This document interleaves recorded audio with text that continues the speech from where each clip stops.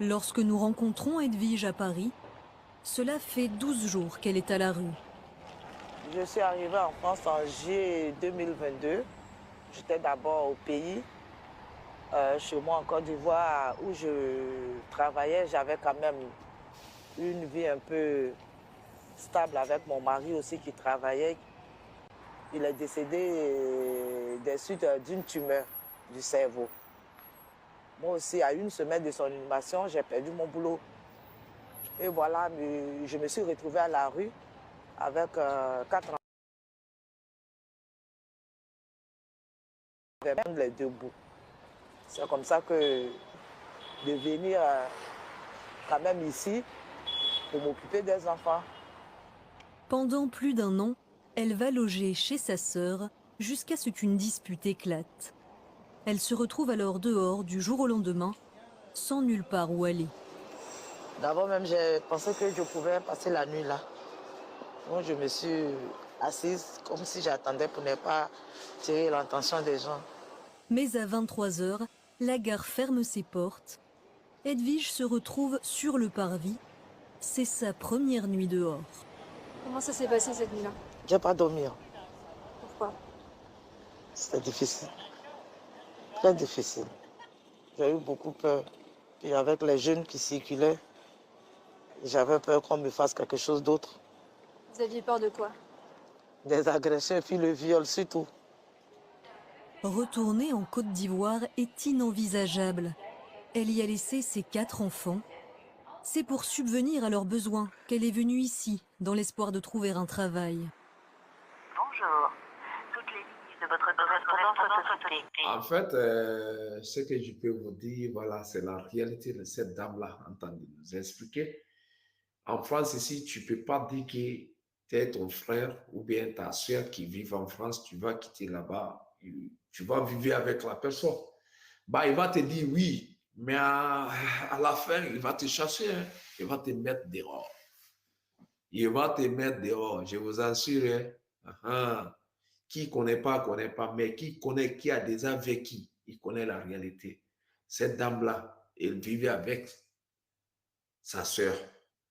Mais voilà, elle se retrouve dehors. On continue ensemble, on continue. La porte de la Villette, au nord de Paris. Elle ne veut surtout pas rater le bus qui y passe chaque jour à 17 h en direction d'un centre d'hébergement de Nanterre. C'est le dernier recours pour tous ceux à qui le 115 n'a pas trouvé de solution. C'est vrai que j'ai le sourire, mais c'est pas facile. Par moment, quand tu te retrouves seul, c'est des pleurs. Tu n'as pas de solution. Qu'est-ce que tu fais? Et là, quand tu rates le cas, imaginez la suite. Avec le froid, c'est vraiment difficile. Très, très difficile. Moi, je n'ai pas découvert. Voilà, vous voyez déjà, la dame a laissé 4 enfants au Côte d'Ivoire. Elle se retrouve, elle est en France maintenant, mais elle dort dehors. 3 ans, il n'y a pas de travail, elle ne parle pas de travail, elle ne parle pas des titres de chez eux, elle ne parle même pas d'hébergement. 3 ans, hein? 3 ans. Maintenant, si elle gagne en 2022 à 2025, si elle gagne un hébergement, elle commence quoi? Elle commence maintenant à faire des recours de papier. Après ça, elle fait quoi? Elle commence maintenant à chercher une boulot. Ça va faire combien d'années? Tu ne vois pas quelqu'un qui vit en Europe ici qui a fait 10 ans, 15 ans, 20 ans.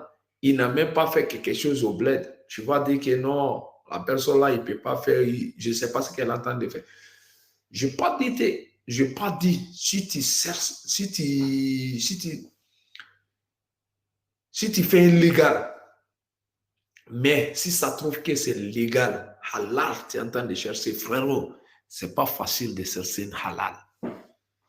C'est pas facile, c'est pas du tout facile. Vous avez déjà écouté l'histoire de cette dame-là. Vous avez déjà écouté.